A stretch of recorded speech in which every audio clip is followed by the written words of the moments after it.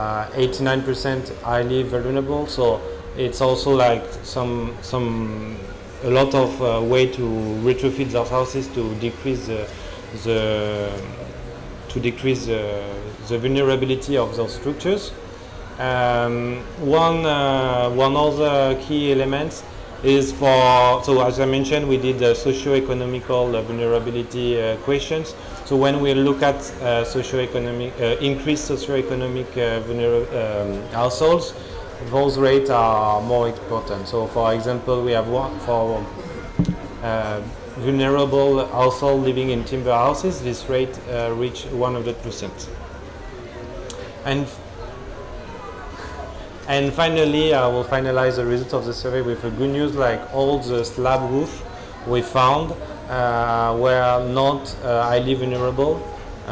So it's a good improvement. Yeah. So I mentioned a lot of time retrofitting, so now we'll just try to, sorry. I will try to explain a bit what do we mean by retrofit. So retrofit is not a new construction. It's really about like starting from an existing site. It's also not a repair, where repair you will just go back to the normal before the disaster, the normal condition before the disaster. The idea of retrofitting is to to strengthen the structure to be able to resist to natural disaster. Why we should do retrofit? The first reason is purely economic, because it's highly cost effective to retrofit a house rather than building new. Build Change has a lot of experience of a retrofitting program across the world, and we found out that it costs a quarter of what costs a new construction. It's also saving a lot of embodied carbon, basically because you are using less materials. So we can avoid 2/3 of the embodied carbon of a new construction by retrofitting existing building stock. And specifically about Dominica, with the World Bank, we did a cost analysis survey study in 2023, and we found out that in general, for each dollar invested in retrofitting techniques for cyclonic resistance houses, we can save up to $4 in damage and repair avoid. So this rate varies depending on the typology of houses, but in all cases of the typology, it's always worth to retrofit before a disaster than after. Can continue. So as part of this project, we take the survey data and we develop a series of technical guidance. So Dominica has already a very great guide to housing standards for new construction mainly, and the idea was to extend and complement those guidelines specifically tailored for improving existing house. So Honorable Minister Mrs. Skerrit will launch the awareness manual. That is the first of the 3 technical guidance we will do under this project. But in the coming months, we will have a strengthening manual for houses and a supervision manual. So, more technically speaking, I will give you like 4 examples of vulnerability we saw during our survey, and what are the solutions for that. So the first problem we saw was the dimension of the rafter that was not size enough to sustain high winds. So a lot of 2x4, for example, or 2x6, but spaced too far from the other. So a solution for that, instead of doing a new roof, is to sister the existing rafter with another 2x6 rafter that you will nail to the existing rafter. And this will really enhance the resistance of the rafters.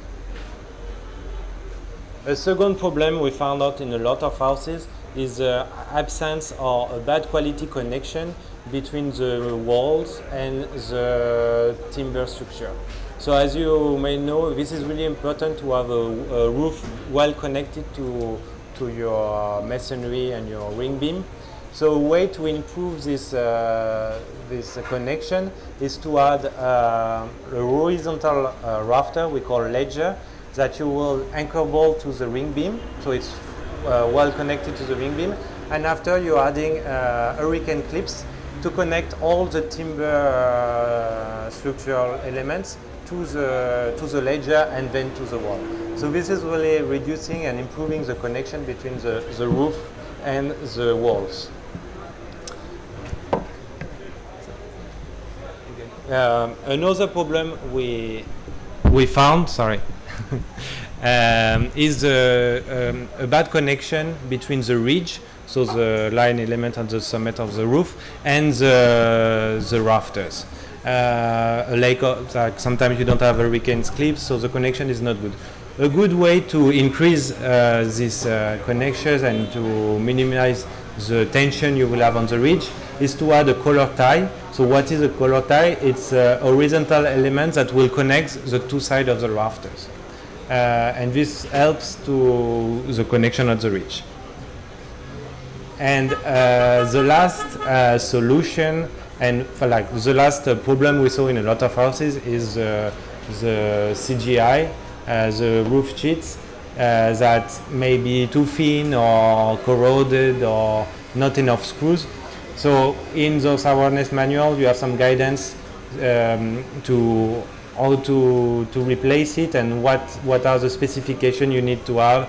So you have to have a thick CGI, 24 gauge minimum, and enough screws to be sure that the CGI is not lying in case of cyclonic events.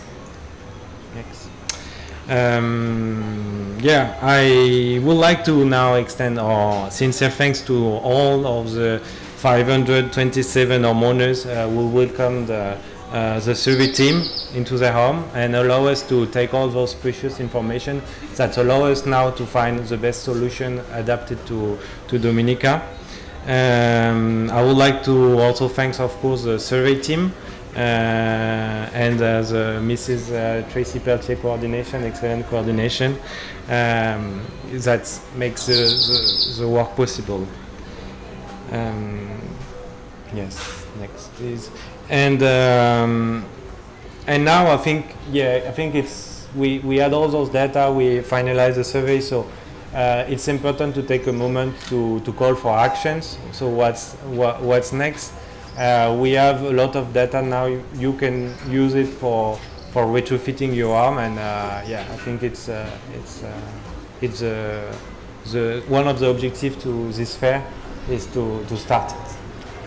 Thank you very much for your attention, and if you have any questions, let me know. I will be around at the fair.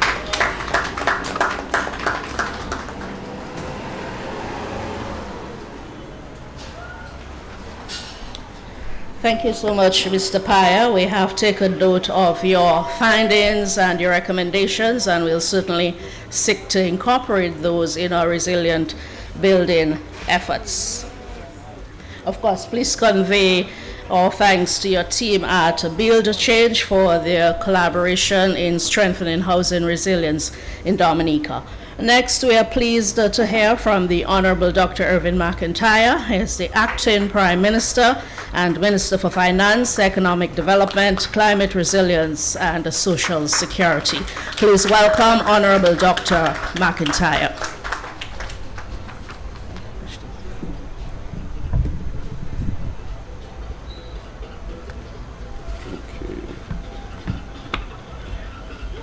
Thank you very much, Dion. Let me first recognize Honorable Melissa Poppon-Skerritt, our Minister for Housing and Urban Development, other honorable members of Cabinet. Honorable Dennis Charles is here with us today. Honorable Shakira Lockett-Hippolyte is here today. Your Worship Sandra Omin-Roy, Mayor of Roseau, Mr. Reginald Sevre, Permanent Secretary, Ministry of Housing and Urban Development, Ms. Lisa Valmore, Permanent Secretary, Ministry of Tourism, Mr. Pierre Paya, Project Engineer, Build Change, Ms. Tracy Peltier, Project Coordinator, Pastor Samuel Augustine, members of the media, ladies and gentlemen, a pleasant good morning to all gathered here today. It is a pleasure to be here for the opening of the first Resilient Housing Fair, an initiative I hope will bring a regular feature given the importance of safe and sustainable building practices. This event is yet another example of our government's commitment to ensure that every Dominican has access to housing that is secure and dignified and designed to support resilient, future-ready communities. I bring you greetings from the Honorable Prime Minister, Roosevelt Skerrit, and best wishes for a successful event. Let me begin by extending commendations to the Honorable Minister for Housing and Urban Development, Honorable Melissa Popon Skerrit, and her dedicated team at the Ministry. Through this vision, hard work, and a deep concern for well-being of our people, they continue to advance a bold housing agenda that leaves no one behind. I wish also to thank Bill Change, the Coalition for Disaster Resilient Infrastructure, and Mr. Pierre Paya, who has walked us through the important work done to assess the safety of our homes on island and provide solutions for building stronger and better. This Resilient Housing Fair is not a standalone event. It is part of a wider national strategy that reflects the government's determination to ensure that every Dominican has access to a safe and secure home, one that can stand up to the harsh realities of our changing climate. And so it seems to me that the objectives of this fair are clear and timely: to educate homeowners and builders on how to strengthen homes through smarter designs, improved building materials, and compliance with resilient building standards, and to empower citizens to take action, equipping them with the tools, technical support, and information needed to build safer homes and communities. It is my hope that the Homeowners Awareness Manual, being launched today, and the forthcoming Technical and Supervision Manual will become a household companion, especially as we move deeper into this era of intensified storms and environmental risks. The tips on retrofitting techniques, proper maintenance, land stability, drainage, and hazard awareness are extremely timely in these times. Ladies and gentlemen, our pursuit of resilience did not begin in a vacuum. In 2017, Hurricane Maria ravaged our island, flattening over 90% of our building stock and devastating thousands of families. That event, seared into our collective memory, was a turning point. It forced us to confront the realities of our changing climate and take urgent measures to protect our country and our people. Since then, this government has prioritized resilience across all sectors, from our health system to our road infrastructure, to the way we manage our water resource, to fiscal resilience. But perhaps nowhere is the need for resilience more visible and more urgent than in the housing sector. Housing is about more than shelter, though. It is a basic need of every person. Proper housing is a foundation for stability. It impacts education, productivity, mental health, and economic opportunities. When families feel safe in their homes, they thrive. And when homes are strong, communities become resilient. This is why we have invested in the construction of thousands of climate-resilient homes, built to withstand the hardest conditions across urban and rural Dominica. We have updated building codes, facilitated land title access, and partnered with organizations like the World Bank and now Bill Change to strengthen technical capacity. But I believe that government cannot and should not do it alone. Resilience is not something we simply build around people. It is something we must build in conjunction with our people. We need every homeowner, every contractor, and every young professional in construction to take responsibility, to embrace new standards, and to lead by example. As we approach the 2025 Atlantic hurricane season, let us use this fear as a moment to reflect on how far we've come and how much more we have to do. The projections from forecasters show an above normal hurricane activity in the Atlantic basin this year.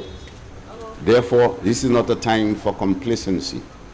We must act with urgency. We must prepare our homes, clear our drains, secure our documents, and importantly, we must educate ourselves and our children about the importance of building with resilience in mind. I urge you to make full use of this fair.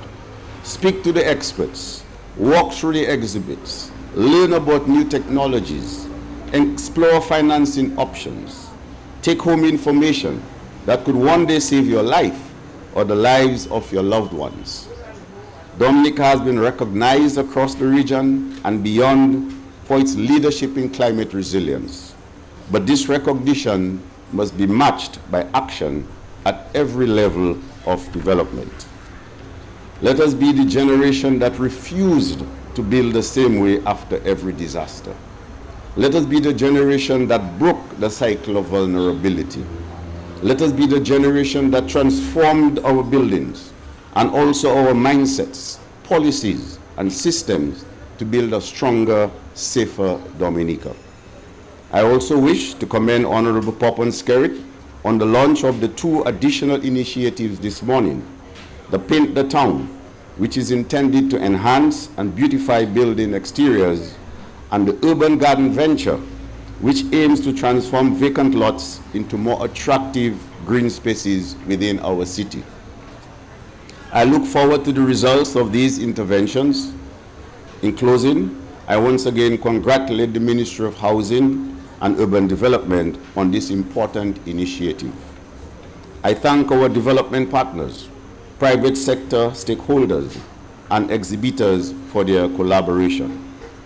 May God bless each of you, and may He continue to bless the Commonwealth of Dominica. I thank you.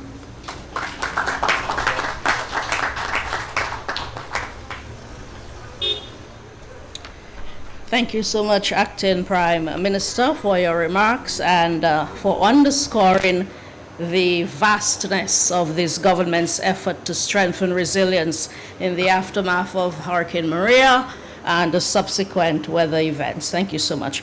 And now we invite the Honorable Minister for Housing and Urban Development, Melissa Poppins-Skerrit, to return to the podium to officially launch the 3 initiatives on our program today. She's so eager to do so, I'm just gonna hand over to her.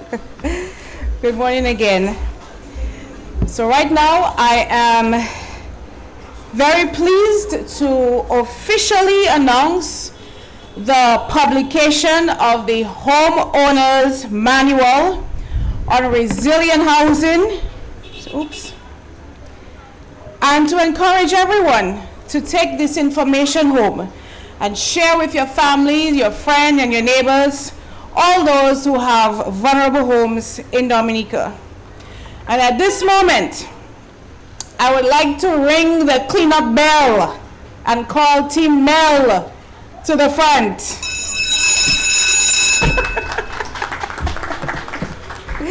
Team Mel, I want everybody to see you. There's my team, Mel. That's it, you can just stand here. This team is led by the coordinator of our urban development, Mr. Samuel Augustine. And I really want to commend these guys. And the reason is, it's very difficult to find people to do their job in Roseau.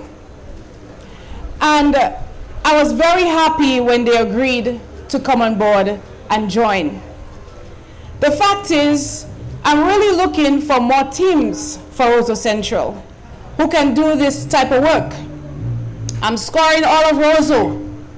The fact is, some people don't want to do these jobs, but they're just as important because they play a critical aspect, a critical part of keeping our city clean. And as you know, we have some challenges with that. But I have been trying my best to find people to expand on my team.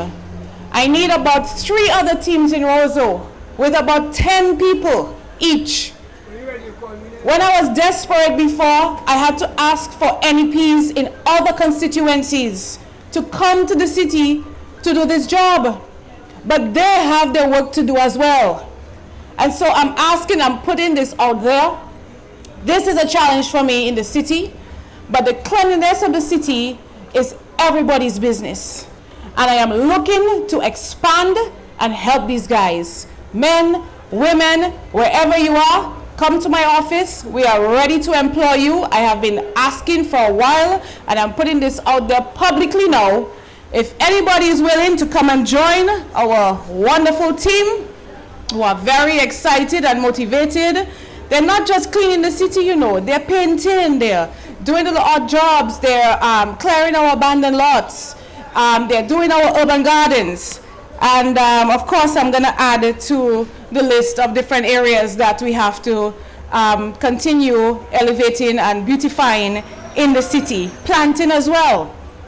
So ladies and gentlemen, I want to say to my team, thank you. I know you're on your way to starting the first 2 homes in River Street. So thank you. And ladies and gentlemen, pass and see what they're doing. They're excellent at their job. They're working on the job. They are actually learning on the job as well and building their skills. So we're building the skill set of our people as well. Thank you, and see you guys on the streets.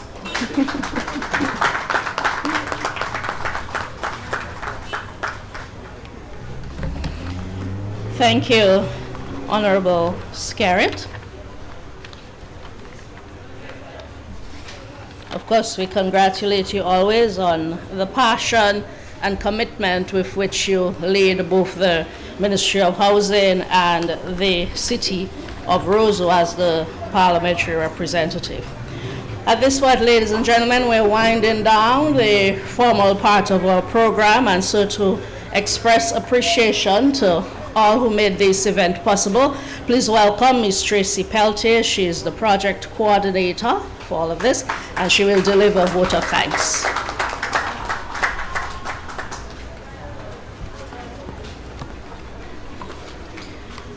Honorable Dr. Irvin McIntyre, Acting Prime Minister and Minister for Finance, Economic Development, Climate Resilience and Social Security. Honorable Melissa Popon-Skerrit, Minister for Housing and Urban Development. Other honorable cabinet members, Your Worship Sandra Ermine-Rouillet, Mayor of Roseau, Mr. Reginald Sevre, Permanent Secretary of the Ministry of Housing and Urban Development. Other permanent secretaries, Mr. Pierre Paya, Project Engineer of Bill Change, Pastor Samuel Augustine, members of the media, ladies and gentlemen, it is my honor and privilege to extend heartfelt thanks on behalf of the Ministry of Housing and Urban Development to all who contributed to today's Resilient Housing Fair. First, to our distinguished speakers, thank you for your leadership and for championing the cause of resilient housing in Dominica. Your commitment to building a stronger, safer, and more climate resilient nation is deeply appreciated by the Dominican people. We are grateful to Pastor Samuel Augustine for opening the ceremony with prayer and inspiration. To the Mayor of Roseau, thank you for your warm welcome and for your continued partnership as we work to enhance our capital. Special thanks to Ms. Louise Fawkes and the team from Bill Change for your invaluable collaboration, research, and technical contributions, especially in supporting our National Housing Survey and the development of the Retrofit Manual that we proudly launched today. We thank Mr. Pierre Paya for being with us in person to share insights on the Housing Survey and for his recommendations. To our vocalist, Shanice, thank you for blessing us with your talent and adding your voice to this event.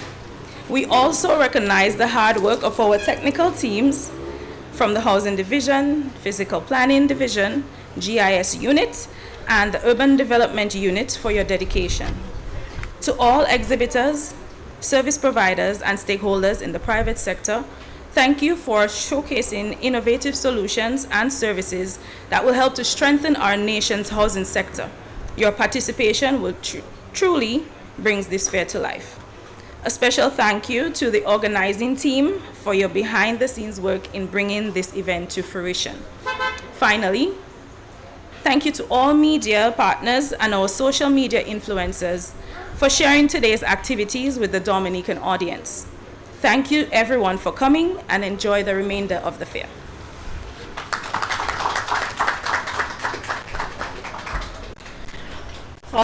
To Tracy for delivering vote of thanks and also for coordinating behind the scenes along with Pierre Severin and the others of you, Miss Louise from the Ministry of Housing.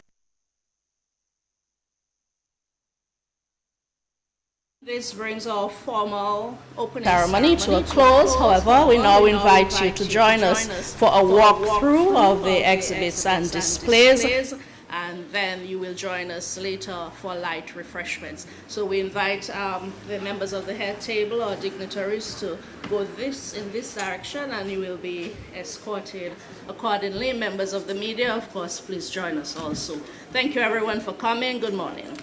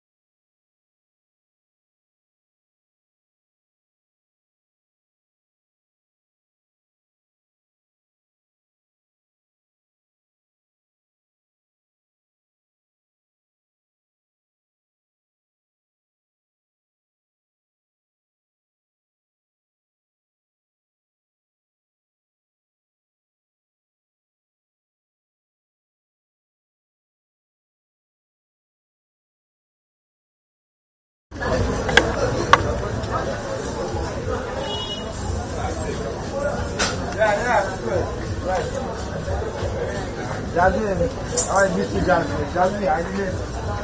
Jasmine. Jasmine, if I knew, if I knew. We are the Jasmine. Good morning. You'll be my this time? You'll be my Right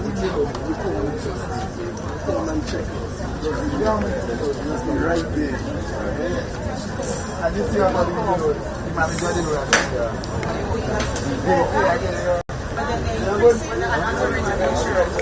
The scenario of it is drastically increased the amount of monthly mortgage payments. I was speaking to somebody and it was increase of $500. Additional $500 just because the insurance company brings their risk. The bank, what it is the bank negotiating on the back of we have a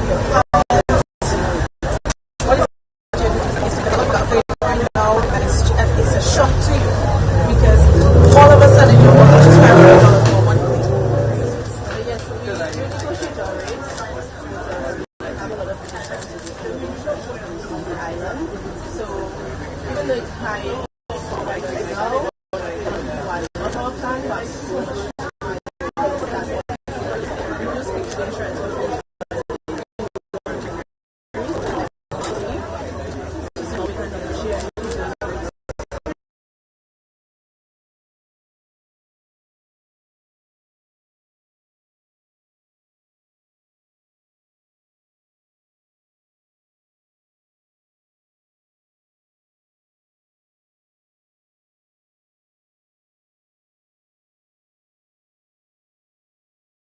Cooperative trade unions, farmers, we don't have a housing component.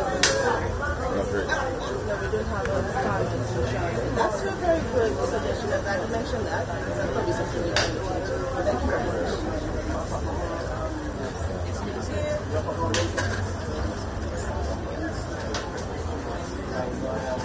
So you okay?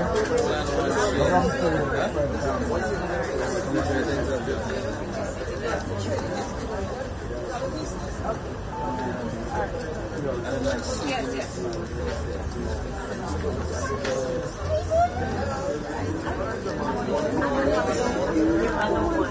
you have different rates? Yes, I do. The rates are higher. It's a 5% over there. We have a 4.5%. It's for different needs of the this is also a mortgage of 4.5%. Various strokes for different folks. That fit their needs. So we are able to be flexible and help out our members in various ways. Depending on what they can afford. For the low income. This one is the low income mortgage, 4.5%. That's really good. And it comes with a pre-approved plan. So it helps the member in regards to going back and forth in planning and so on. So we assist the member to that point.